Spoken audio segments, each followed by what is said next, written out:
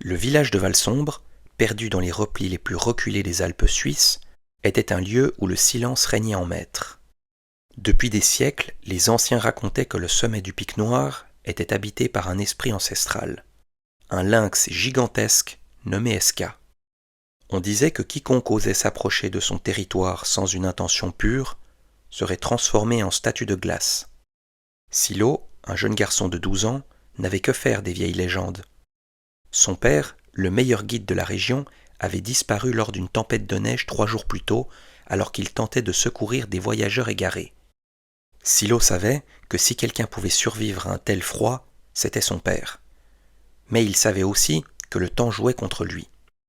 Sans dire un mot à personne, Silo prépara son sac. Il y mit du pain sec, un flacon d'huile pour sa lanterne et une vieille boussole ayant appartenu à son grand-père.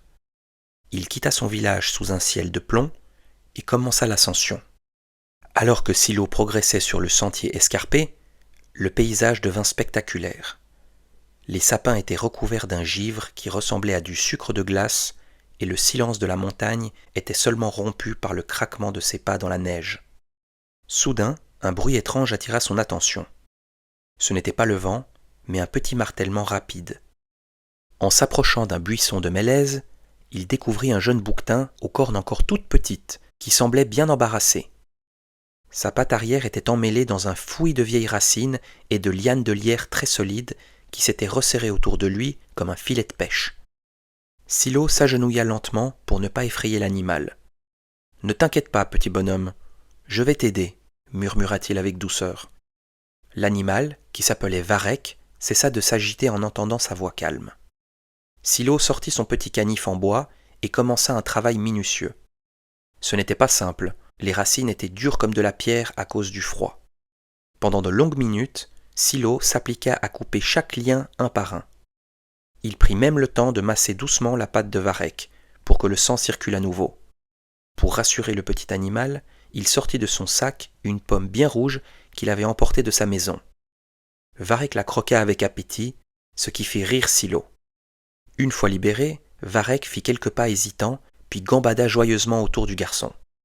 Au lieu de repartir vers les sommets, il donna un petit coup de museau amical dans la main de Silo. Silo comprit alors que Varek ne voulait pas le quitter. Le bouquetin, qui connaissait la montagne comme sa poche, se mit à marcher devant lui.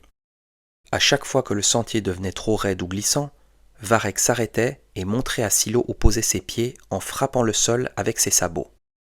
Grâce à cette complicité, Silo gagna un temps précieux et évita les zones dangereuses cachées sous la poudreuse.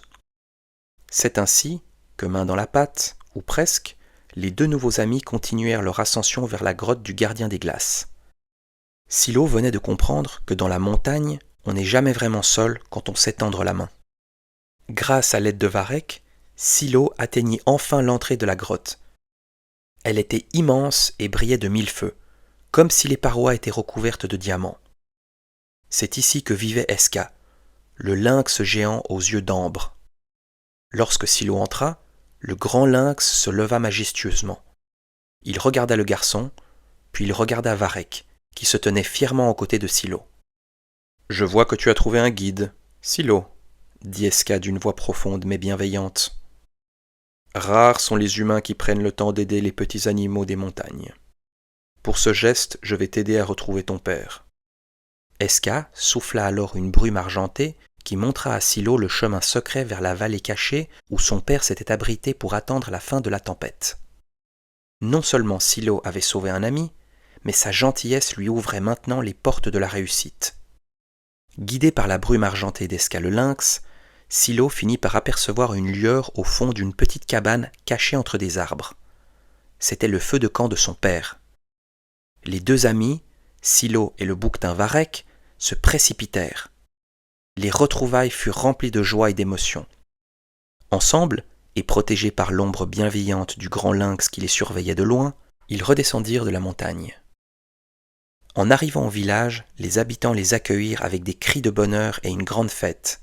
Silo n'était plus seulement un petit garçon, il était devenu celui qui avait uni les humains et les animaux de la montagne. C'est en prenant soin des plus petits et en faisant preuve de bonté que l'on trouve la force de surmonter les plus grands défis.